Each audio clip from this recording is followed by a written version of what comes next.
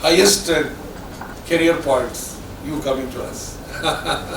But this is not only a clinical achievement or clinical accolade, it opens a new horizons and vistas that we have come to associate with him from the research point of view. You can see the insights he has got, and I'm really excited in the coming 5 years, Raju.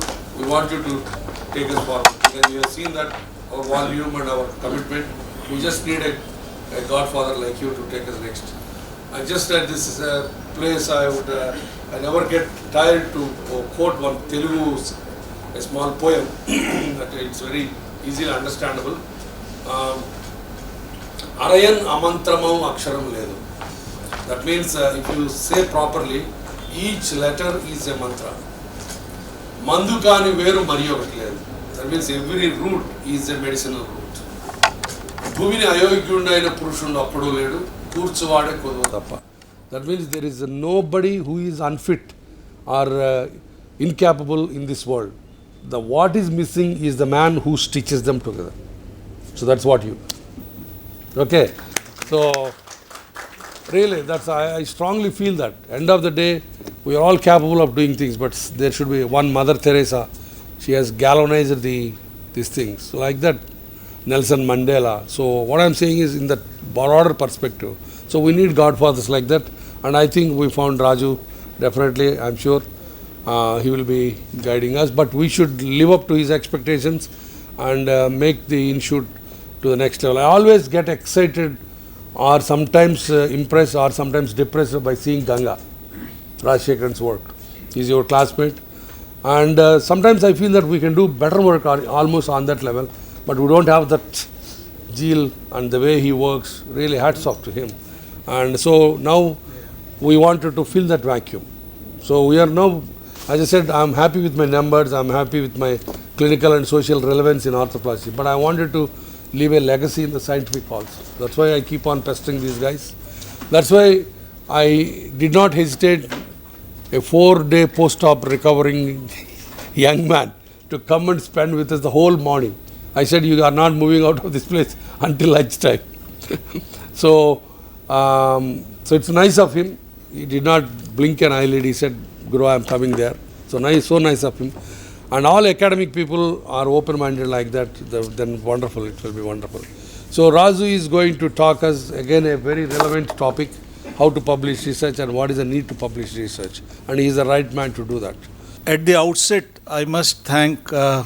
Gurva Reddy, who is my very old and good friend, to have given me this opportunity and invited me to interact with you. And I enjoyed interacting with so many people and with such a good scientific content that you have. I must also thank him for the great hospitality that I have received while coming here, and I felt more than Chief Minister. Lastly, thanks to the surgical team and the other supporting staff like physiotherapy, dietitian and everyone who have helped me to recover so fast after bilateral TKR. I've been doing this procedure also myself for so many years, but I have never seen a patient who has recovered that fast. And my friends are jealous, and many of them may actually bypass me and come to you now. I am Raju Vaish, and I am associated with Apollo Hospital, New Delhi for last 26 years as consultant and as a professor of orthopedics. And I am, apart from my clinical interest, I am also into academics in a bigger way. And every day I am getting additional responsibility, which I continue to absorb. I don't know why. My wife is very angry with me. Now sunshine is one more responsibility. I have never told her. I am the academic head of Apollo Group of Hospital, and we also have another journal for you to publish called Apollo Medicine, which is now multi-specialty journal, which is being published 4 times in a year for 17 years continuously. And it is indexed in DOAJ, directory of open access journal, and whatever articles are published in any DOA journal are recognized by National Medical Council for selection and promotion. So that is another thing you can consider, sending some of your stuff there. As I said, associated with many journals, and currently I am handling 8 journals. The top 4 journals I am editor-in-chief, so that is my main work area. Journal of Orthopedics. Then I started 2 new journals in last couple of years. One is Indian Arthroscopy Journal by the name of Journal of Sports Medicine and Arthroscopic Surgery. Another is Journal of Orthopedic Reports, as I have already discussed about it, Apollo Medicine. And I am the guest editor for Arthroplasty in International Orthopedics. And they want me to promote later this year as associate editor. I am also associate editor to Indian Journal of Orthopedics. I am now the retired editor-in-chief of JCOT and currently advisor to them, and Asian Journal of Arthroscopy. So I have a lot of areas to cover, and almost every day I get 5 to 10 manuscripts to handle. So today's, I thought, let me give you a little insight about why and how to publish. The important question that must come to anybody's mind: why should I publish? What should I publish? Which type of publication should I publish? How to publish and where to publish? We have already discussed many of these points, and I will elaborate these in my talk later on. So most important for clinician is, I am a clinician, I am too busy, I don't have time. Why should I waste my time on research and publication? As by default, all medical doctors like us are clinical scientists. So we are basically scientists. We see a problem, we try to solve that problem, we have positive outcomes, we have negative outcomes, we decide future treatment of other patient and that patient also based on our experience. So that's a science. And if you translate that science into research and then publish it, it becomes an important landmark for not only for us but for future patients. And many of our research can be actually used by other people to treat such problems. So always think yourself not as clinician. You may be a great surgeon, you all are great surgeons, but you have to be a great scientist also. And it doesn't take much to do that because you are already doing it. The research and publication are a good way to break your monotony. Most of us come, operate, go back, do the same thing again and again. But we are not recognized, right? You might have done 100 femoral nail, but who knows you? But if you have published an article on one rare complication of femoral nailing, that becomes a whirlpool of knowledge for rest of us, and you are recognized for rest of your life. So it breaks your professional monotony, it gives you recognition. It also helps you to do clinical audit. What you are doing may not be right. Here I can see that you keep discussing every week, but most places the work just goes on based on their experience or whims or whatever you can say. So clinical audit is also important. It also helps young fellows like you to build your career. And actually research and publication helped my career to come up to that stage. I discussed it with Dr. Gurwa yesterday. When I went for MCH Liverpool, I was 26, and professor said, you got to be 29 minimum to be eligible, you need some publication. And when I went back after 3 years with 14 publication, he accepted me as the topmost registrar in that group. So it's very helpful in building your career. and also helps you to develop analytical power, which may be useful in your general life also, to reasoning. Why should I? You should look everything with reason and analyze. So that is important. It's like a chess game, right? So research has several aspects to it. And like I have seen here, many of the research that are being done are not getting published or were not published. So that is a waste of any research, because the end product of any research is publication. If you don't publish, that research goes to waste, and hence highest value of any research is reached when that scientific information is published in a recognized peer-reviewed journal. So try to publish your research, and I must tell you, I have got around 700 publications. In my lifetime, there is no research that I have done and has not been published. It might have got rejected a couple of times, but it has finally got published. So that should be your determination. If you have done research, you must publish it. It is often said that if you don't publish, you will perish, and that is a fact in academic circles. But I would say that if you publish, you can also prosper in your career as an academician, as a scientist, and it may also help in your clinical practice. Many of my patients from distant places, including abroad, come by reading my papers somewhere on the net. So it also builds up your reputation in clinical practice. So what are the prerequisites for doing research and publication?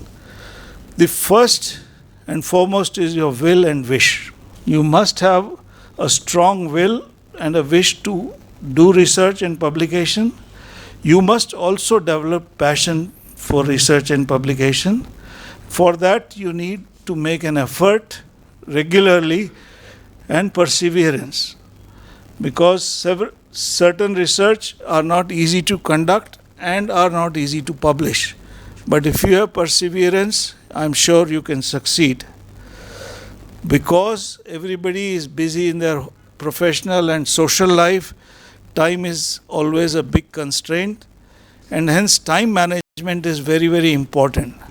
And I tell you, if you allot time for yourself for research, maybe half an hour a day or 1 hour in a week, dedicated, you can succeed. You need not to be always busy with research and leaving your clinical work aside, and vice versa. So time management is important. Some people are master of multitasking, like Dr. Gurva Reddy. And again, teamwork is very important. You must have a good team to support you. And who should be in your team, I will discuss. Research is done basically on your temperament and attitude, and you should set big goals by taking small steps. Don't take big steps initially, otherwise you will fail or fall. So you can simply start, for example, start with an adverse outcome analysis. Suppose you are doing humerus plating and getting radial palsy in almost every other case. Why it is happening? What is the problem? Is the approach problem or the type of fractures that you are getting a problem? Simple things like that. Always remove the fear of rejection, because most people feel that if they send their article to a good journal, it may be rejected. So let's send it to a small journal or paid journal, open access journal, and get it published and get this out of the way, because boss will be happy that it is published. No. Don't waste your research a smaller or meager journal. You should have the determination that I want to do it, I can do it, and I am surely will do it. If you have those three things, you will always succeed. And it is not difficult. Everybody starts from zero, like me. I will show you my career graph in upcoming slide. So this is for Dr. Gurva Reddy. Develop a good research team. The research team should have variety of people, good thinkers. Some have the capability of doing good things, good doers. Some can analyze things much better, good auditors, statistician, and some have phenomenal knowledge of computers. So whenever I get any fellow, in first week I only analyze what is his strength, and I use that strength to the best of his capability. Not everybody can do everything at the same level. So teamwork is important, so you must identify your jewels and use them accordingly. There are plethora of advantages of doing research and publication. Not only it gives you a sense of pleasure and satisfaction and achievement, but also provides a very important line in your CV, especially for youngsters. It helps you to share your ideas with your colleagues, and more important, it leaves a permanent record of research in the whirlpool of literature which cannot be removed by anyone. You may give thousands of lectures in conference, but that has no meaning, but one publication will have a lot of meaning for the rest of your life.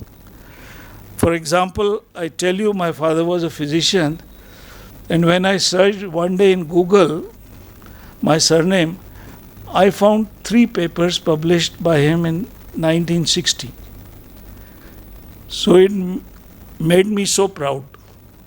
Same thing may happen with you when your children will, and your followers will follow you. It helps you to get your name in the field of research and specialty, and more important, it helps your institution to improve its ranking. Overall, it's an important step. Simply doing large number of cases and good or complex cases does not make any institution great. This is proven by many US institutions. All big institutions, you name it, Mayo, Hospital for Special Surgery, or whatever, they are known for their research contribution and publication more than their clinical work. Clinical work will come by default. So prestige of your institution is based not only on your clinical work, but also by research and publication. That must not be neglected. But the most important thing is, I feel that research is usually repulsive for most clinicians. But once you have 1 or 2 publications, I must tell you that it becomes an addiction. So research is repulsive, but publication is addictive, and hence try to publish as many articles as possible. And first few may be difficult, but later on it is not that difficult, because then you learn you have the taste of the blood. This is my career graph. You see, I started publishing when I was a resident or registrar in Alderey Children's Hospital way back in 1989. And that was done out of compulsion, because professor I wanted it for my MCH admission, for my job enhancement in future. And once I came back and went into clinical practice, hardly there were any publication, for 2 reasons. I was busy in establishing my practice, and I didn't have the patient volume to publish. But in a center like this, such centers never used to exist in our times. But in centers like this, this graph can be changed initially also. And once you have good standing, good number of cases, good understanding, you must not hesitate and keep on publishing like I am doing, and it gives you a good recognition. The main barriers that I have noticed in regards to publication, most people think it is either impossible or I am unable to do it, because it is a fixed mindset of clinician that it's not my cup of tea. There is always a shortage of time. Where do I have time to do all this? There may be language related barriers. More important, communicating your ideas and work to your peers invites criticism, especially if there is something very novel, like the other doctor said. It opens you for criticism, and most people don't like that.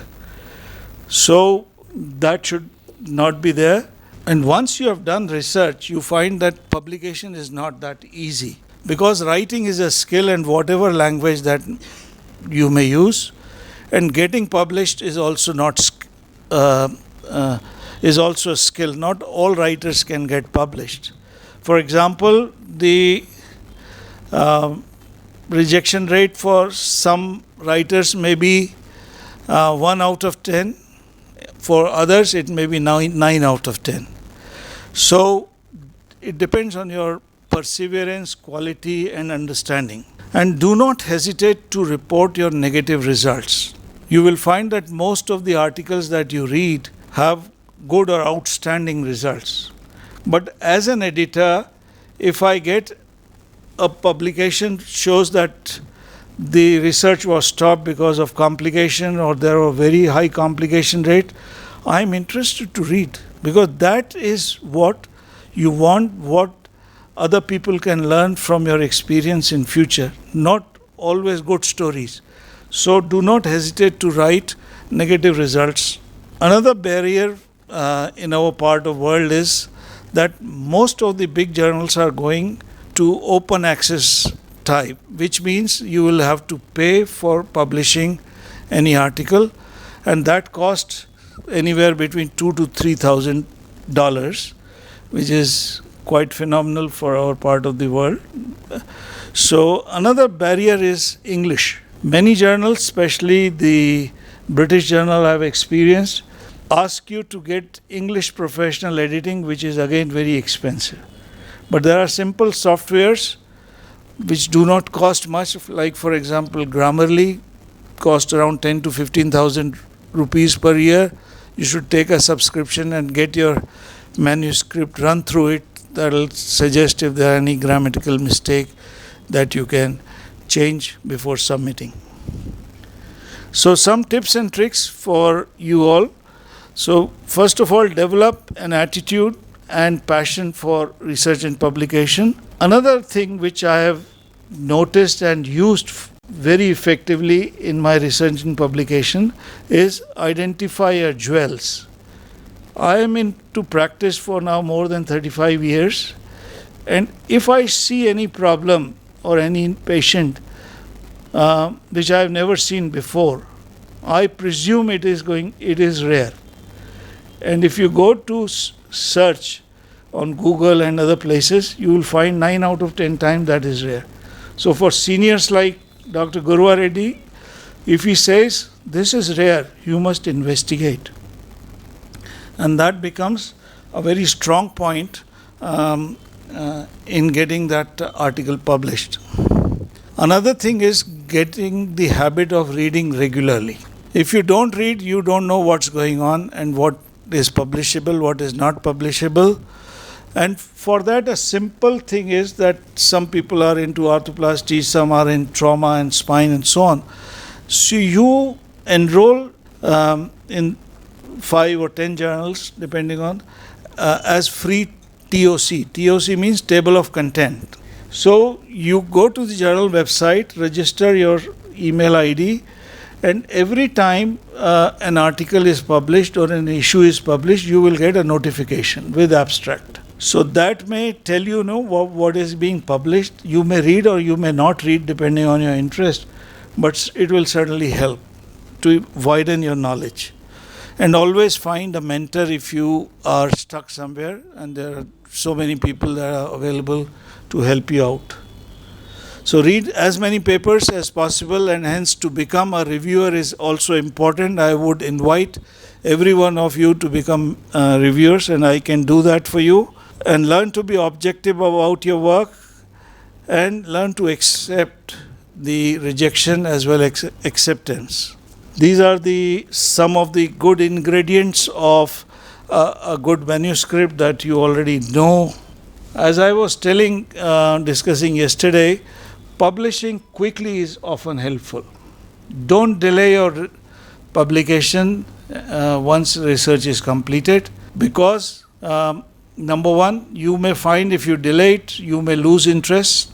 Number two, other people may publish on the same topic before you. It's a competitive world. So try to publish as much as possible and as early as possible. And don't aim too high initially. Go step by step. Don't target big journals if you don't have the experience and the quality in your manuscript. Go with smaller journal. You should incorporate research tool in your patient data collection so that that can be used in future. Follow the clinical practice guidelines and meticulous treatment record that I'm sure you are already doing it. So once you know this background, you must come to a point, are you ready to publish? You must ask this question yourself honestly, why should my article be published by any particular journal? What's unique about it? If it's an outdated work, if there are incorrect conclusion, if there is already similar articles published before, it is highly likely that it will be rejected. If not, then you are ready to move forward. And there are various types of articles that can be published based on this level of evidence pyramid, as you may already be knowing. The articles on the top of the pyramid are difficult to get published, but they have the highest level of evidence and recognition. The articles lower in the pyramids, like case reports, letter to editor, etc., have lower hierarchy but are easier relatively to get published. Now, important thing is where to publish. So you should try to publish based on the theme of your paper. You choose a journal. Consider the audience and the readership, and consider the impact factor. Don't waste your article in anonymous journal. And there are almost all publishers have a journal finder where you go, for example, Springer, Elsevier, you go to their website and put your abstract and some keywords. They will suggest good journals related to your article, but usually in their own network. For example, Springer will suggest you journal in Springer network. They have, for example, 1500 journals, so they will suggest accordingly. But then you can choose in 3-4 main publisher, and you will be surprised that I published, for example, during COVID time, about 24 articles in a diabetes journal called Diabetes and Metabolic Syndrome, Clinical Reviews and Research. That has an impact factor of 10. Highest, I never knew about it, but this journal finder told me, and so that's a good journal. So first important thing is to do research, then write it, then publish it, and don't stop there.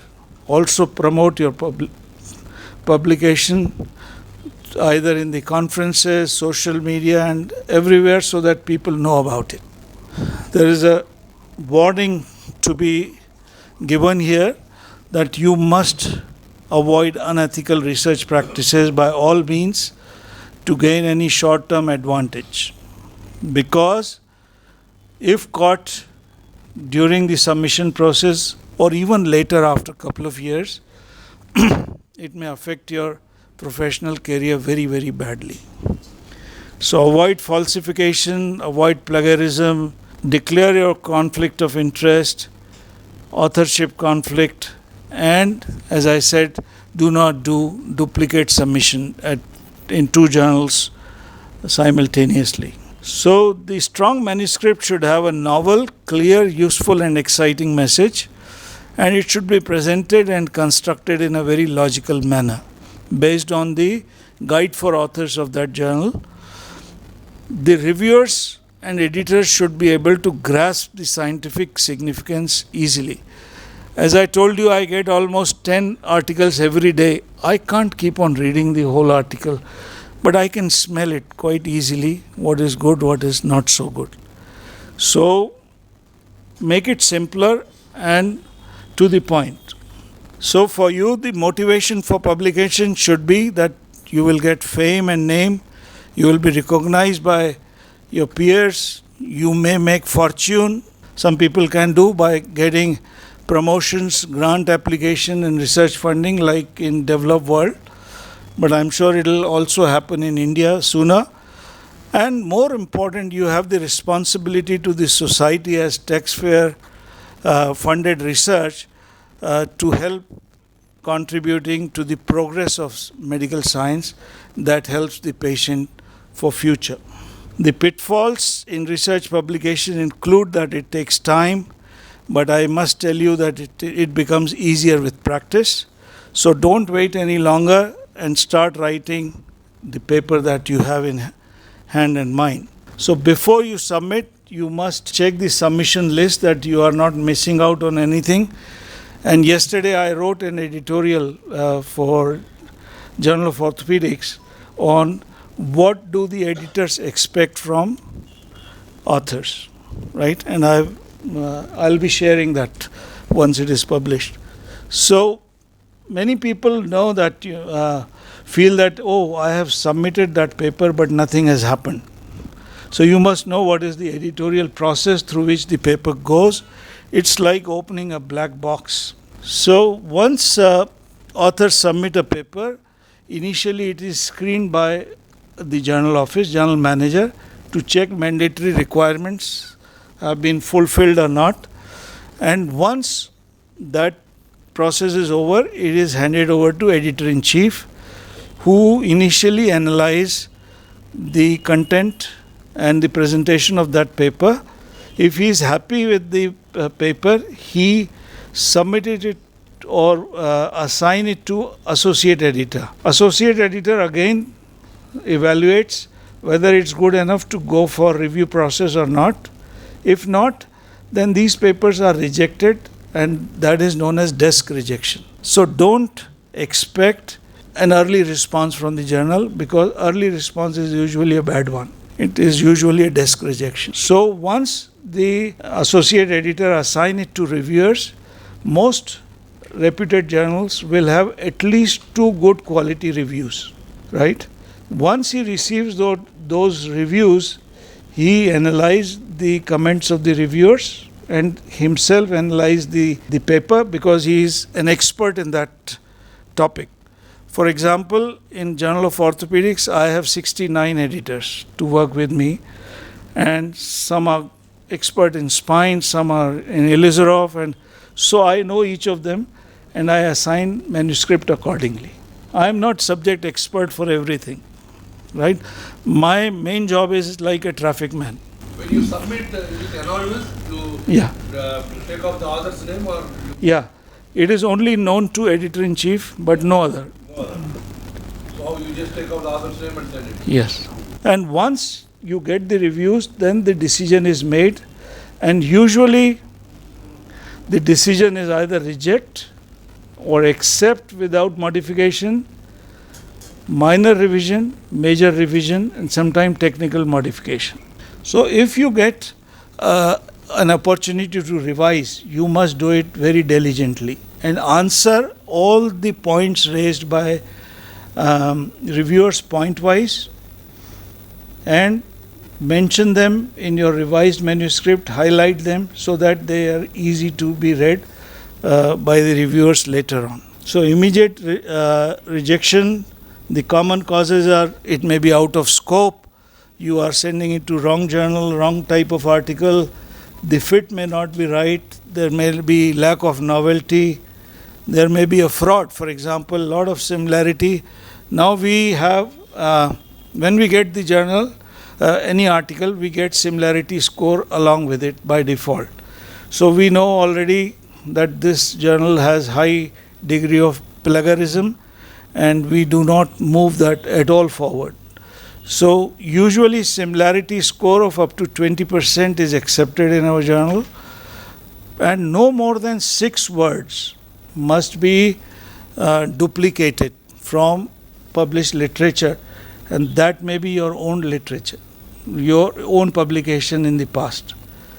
Because most authors think that they have cited their own work which has been published before, but they fail to realize that once you submit an article and if that is accepted by a journal, that journal, that article becomes the property of that publisher, not your property anymore. Even including your figure, you cannot reproduce without permission. So 6 words, no more than 6 words, copying, pasting, and of course, avoid that. So reviewers are looking for importance of hypothesis, the originality in your article, the clear progression in your paper, and your presentation. Presentation is very, very important. It should be very logical, simple, and easy to understand and make sense. So what do the editors want? Editors are busy in their clinical practice and other. This is just a free service that we are providing to the journal without getting paid. So we don't want to waste unnecessary time in arguing or reading your paper if it is not good. Some tips: read the guidelines very carefully. What happens? Suppose if you have sent an article to IJO that is rejected, you send the same article to Journal of Orthopedics, which has entirely different guide for authors, including how you write references, how many word limits, how many authors, how many keywords. As an editor, I get irritated. An author sends me an article, for example, in the case reports in our journal, there is an author limit of 4, for example. And if I see for a case report, there are 10 authors. I don't at all read what is the content, because he has not bothered to read what is the guide for authors. So very important to read guide for author and modify your manuscript before submission. So don't aim too high. Sometime, despite doing, you may be unlucky because of the mood of the impression of the editor, but that is not so common. Check before submitting and explain yourself. If you can understand your research, I'm sure everybody else can do that, but most authors actually do not understand what they are trying to say. So first try to understand yourself and be honest. Submission is more likely to be accepted if it is within the scope of the journal, if it is novel, it adds to an active research field, and it is prepared and formatted in the required section as per journal requirement, and presents a very clear and concise language and follows the ethical standards. Because as an editor, I always look forward to have good articles for my journal. Sometimes I invite authors to submit. Journal editors want to publish good quality science in the interest of their readers and for their journal.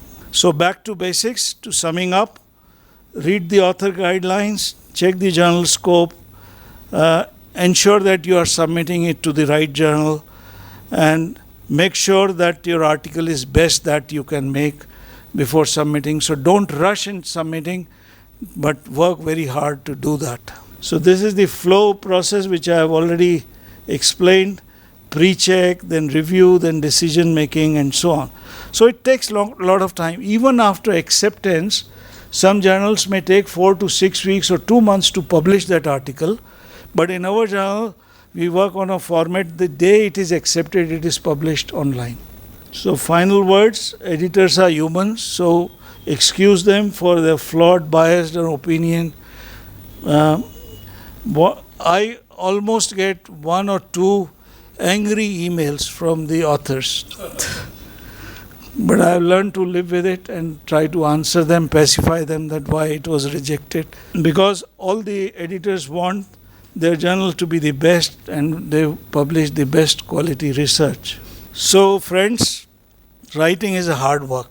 We all know not everyone can do it, but I am sure once you practice it, like surgery, you can always do it. It's not that difficult, but it is much harder than doing any complex surgery, at least initially. So to conclude, I would say that clinical practice should be coupled with research and publication, and these two should not be separate.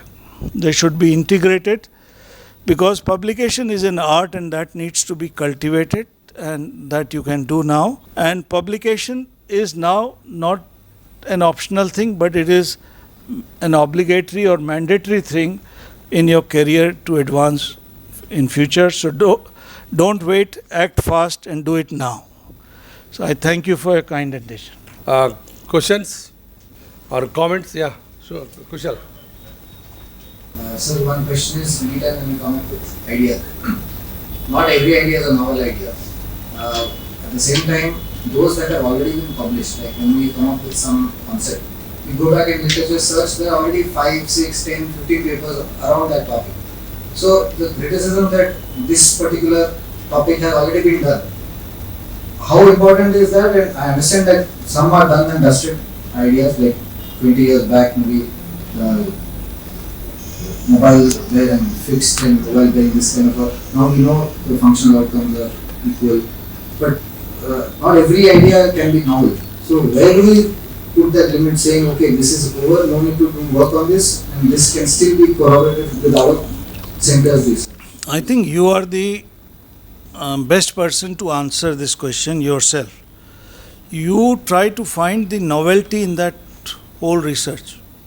What happens when we have a let's say a big data of or big outcomes analyzing 10 parameters, we get confused, right? But try to see that what is the uniqueness that your patients or your study has, and focus on that. You need not, you can only discuss one aspect leaving 9 apart, and that is what our Indian authors have this problem. We try to present everything in one go, vomit everything once. So is it okay that there is already 3 papers published in literature and we are just adding a 4th? Usually journals do not want that. Suppose I would say hemangioma of the index finger, for example, has been published. Now I am saying I have a unique case report of hemangioma of the middle finger. Why should I publish such a paper? There is no new message. There has to be a new message which helps future advancement or bridge a gap in the knowledge. I must say that you are sitting on gold mine. You have such a large number of patients and data that my hope is that you should publish at least 2 papers every week.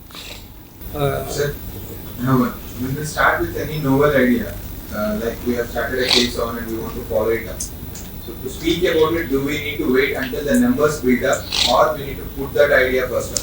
Because when we wait for the numbers, time will. Yeah, there are various type of research, as I said, and publications. If you have a novel idea, you can initially present it as a review article, for example, on that topic, or you can present it as a surgical technique, 1 or 2 cases, or you can present it as a mini case series, or you can also present it, what was the other thing? You can do a systematic review on that particular problem until you have large amount of data.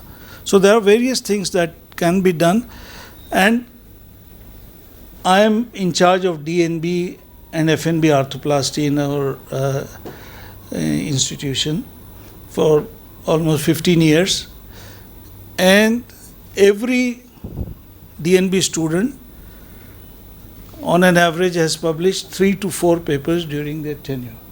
First, give them an appropriate topic, not routine stuff. Mentor them and ask them to do good literature review. Once they have done, they are ready with a review article. Number 1, review article. Then each student, for example, is doing a clinical research, will find very rare or exceptional cases during their study. So those become case reports that you don't have to take permission to publish before your DNB thesis is approved, because you cannot publish a DNB thesis data until it is approved, right? Third thing you can do, which I have started recently, about once the DNB thesis is ready and already submitted, but you are waiting for decision, you can submit it in various platforms that are available as preprint. Preprint. You can publish it as a preprint that is acceptable to DNB. And once the thesis is accepted, you can publish in any other journal as per their requirements. Others? Others? Hello, Adarsh. I was very adamant that I at least joined through Zoom, so I traveled IT team because I didn't want to miss this Genova session. I had some babysitting duties. One question and one thing I wanted to just tell all the fellows. I'll start with the second thing. Rajiv sir he utilizes that so well. I don't know if you all know, he wrote an article on his experience getting arthroplasty done. Sitting in this room, within a span of an hour, he wrote an article and he's ready to send that for a big publication. So that is the greatness of that. And I actually, if sir is okay with that, I would like to share that in the academic room. Yeah, sure. Yeah. In fact, Adarsh, I wrote another article yesterday, editorial, on because I have to give this lecture, so I was preparing. Then I give what the editors expect from the authors. Right, sir.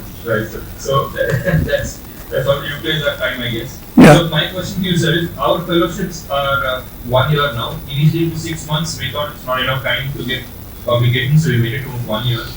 Do you think 1 year is an ideal time to get at least one publication from a fellow? Oh, yeah. Again, same formula as DNB can be applied. They can write a review article on that. And all your consultants are specialists and well known in their field of specialty. They should also try to explore the possibility of publishing review articles or guest editorial or guest articles in reputed journal, because through your contacts, because all journals want good articles and good wealth of knowledge, which you people should explore. Like, if there is a national conference, you would like your lecture to be there, so you approach here and there, and then it is done. Same thing should be applicable to research publication. Yeah. Now, I got one question. With our volume, with our research or institutional flavor, will there be any acceptance if we let us say observational study of 10,000 cases from a high volume center? Will that hold water? That is your biggest strength, which nobody else has. So that should be used. But as I said, don't present all the information in one article. Okay. Yeah. Divide it into subgroups, Okay. and then it becomes very relevant and carries more meaning. Sir, I had two questions. One is general and another would be a little personal. The general question is, now everything is on social media, so much open platform is there. So previously everything was paid, we need access. Unless an institution supports us, we can't have access to the journal, either for reading or publication. But do you think there will be a time where everything will be open, like our OTT platforms now they are coming up? Do you think it will be absurd later on to have a fees for this journal? Would it be more open? Yeah, good question. Actually, I am the specialty advisor to Diplomat of National Board in Orthopedics, and we discussed this, and we are coming up with subscribing to almost all big publishers through DNB office, and provide free access to all the Indian authors. No, everyone. Moreover, if you are a reviewer, for example, for Elsevier, if you have reviewed one article, you will be given free access to Scopus contents for 1 month. So try to be reviewer. Becoming reviewer is very, very crucial and important thing, which opens up a lot of opportunities for you. Another thing which I have not mentioned here, you should be on various research platforms. There is one very good platform called ResearchGate, which is free. You can register, you can interact with various scientists. There are 20 million scientists on that, right? You can present your publication, you can read their publication, you can raise question. Suppose you are doing any research and you wanted some answer or opinion, you can simply write couple of lines there, and you will get fantastic opinion from the world leaders on that. Research Gate. It is absolutely free. I am already a member for that. Yeah. No, What is the other one? Which so is the second question is, I saw your curve which you mentioned in the graph. Yes. So initially you told us that it was out of compulsion that you started publishing. And then later on you were busy with clinical development practice and you didn't have time or numbers. So I faced the same situation a couple of years back. Now I think I'm coming up with the numbers. What was your plan or strategy which can help me now at this point, sir? There has to be some motivation and catalyst, right? And like my knee surgery, it is just by coincidence that I came to Dr. Gurva Reddy. Same thing happened in my research and career publication. I was quite happy in building up my practice, and suddenly one day one of my registrar, his name is Ajay Pal Singh, and I did one elbow arthrodesis for a neuropathic joint using a plate, and I didn't think that there was anything great in that. He took some pictures for his personal use, etc. After 3 or 4 months, when the patient came up with follow-up, he came up with a case report written by him. He says, "Sir, I have written this." I said, "What is the uniqueness?" "Sir, nobody has been able to publish an successful elbow arthrodesis after a neuropathic joint. That was due to syringomyelia of the cervical spine due to tuberculosis." I said, "He must be." So I said, "What do you want to do?" "Sir, I want to send it for publication." I said, "Okay, do it." So he sent it to Journal of Shoulder and Elbow Surgery, which is the highest ranked journal in that field. Got acceptance in first place and has been mentioned everywhere, cited several times, including in Campbell Orthopedics. So that really inspired me. And then that chap, even after leaving me, used to say, "Sir, shall we write on this? Shall we write?" So I felt, shame that he was going ahead. So he was my motivator after so many years. The first motivator was my senior registrar called David Jaffrey. But you may find people, once you go in that path, you may find relevant and useful people. When a paper is sent, you receive a paper, sir, you Water. two reviewers, and you get a mixed opinion. One will say reject, one will say accept, or with minor corrections. So how will you take a call, sir? Then I have to read that article thoroughly. And if you are not an expert in that field, sir? No. I mean, after 35 years of experience, about most subject areas, and giving based on the opinion, you then see where the article. If I find that article is being rejected for minor things like English or grammar mistake or not following the journal guidelines properly, but the content is good, I send it for major revision. Sometime I myself do English correction and other things for the authors if they are unable to do, especially from people from non-speaking world. Like recently I did one for Russian paper, which I thought was very good. They described about the improvement in gait abnormality after total knee replacement. Very good biomechanical study. So that is editor's job, Yeah, reviewer for GCOTs, Yeah. I just wanted to know, does the number of reviews you also hold some weightage in terms of your standing in research? Yes. Or not really? It's only for your own improvement. You see, reviewers get recognition in several ways. That some journals you are listed in Publon, for example. Some give you certificates. Some mention your name at the end of the year in their last publication, like JCOT does. But it doesn't influence if you are an author and submitting something, except that maybe editor-in-chief knows you and he says no, he has been doing good job. So little sympathy towards it, but it has to. So yeah. So I've gone across a number of systematic reviews. Some are systematic reviews alone, some are meta-analysis, some are meta-analysis with systematic review. When we consider a systematic review, do you think that the knowledge of that level of statistics, the K language, the programming part that is usually required in meta-analysis is still required to do a systematic review?